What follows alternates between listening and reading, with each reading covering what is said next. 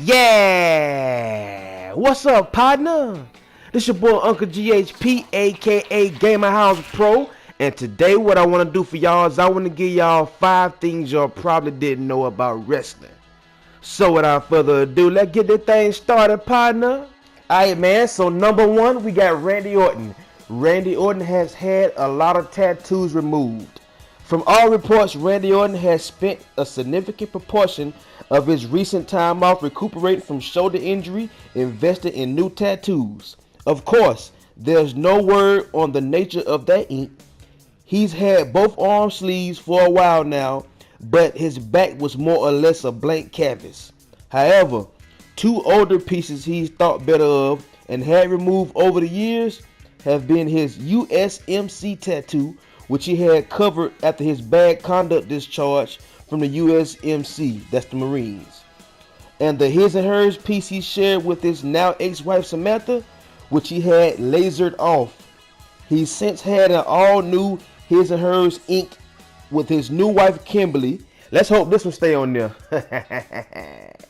Number 2, Sting has actually fought the Undertaker before, or more precisely, Sting wrestled Mean Mark Callis, the bad biker MFer that Mark Calloway played in WCW.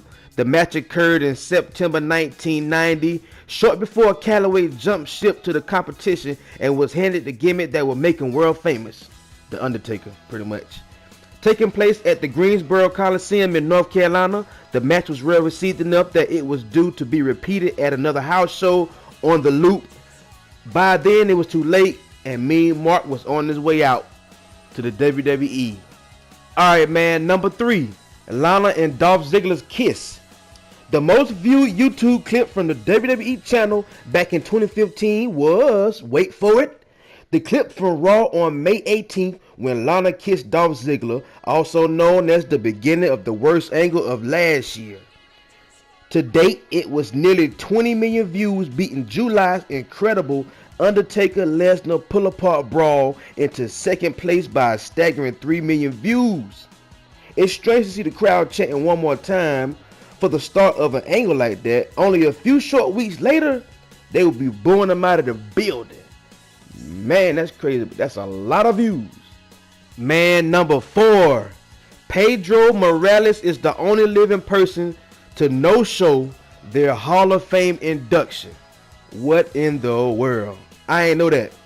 Pedro Morales, pro wrestling legend, was the 5th longest reigning champion in history, the longest combined holder of the IC title, the first ever WWF Triple Crown champion, and the first Latino WWF champion.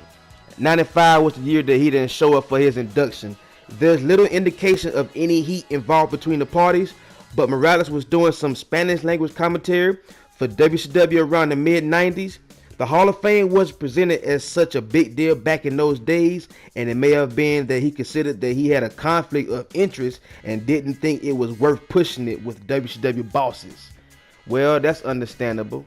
We find out something new every day, man. Number 5, Cesaro lost 23 non-title TV singles matches during his U.S. title reign. Man. Wow. And there's no case that illustrates this point better than Cesaro's ill-fated U.S. title run of 2012 and 2013. Cesaro won the U.S. title back from hard-nosed veteran brawler Santino Marella at SummerSlam 2012 and kept it for 8 long, weary months, losing the title to Kofi Kingston on the April 15th Raw that following year. During this time, he lost 23 non-title single matches on TV. Somehow, despite losing every single time, it didn't matter. Our Tony C. scrapped victories for the actual title, most of which were at house shows. On Raw, however, the best wrestler in the company looked like a jobber for his entire reign of his U.S. title. Man, that was crazy. There you have it, man. 5 things that you might not have known about the WWE or wrestling. You did. Straight gaming. Ping.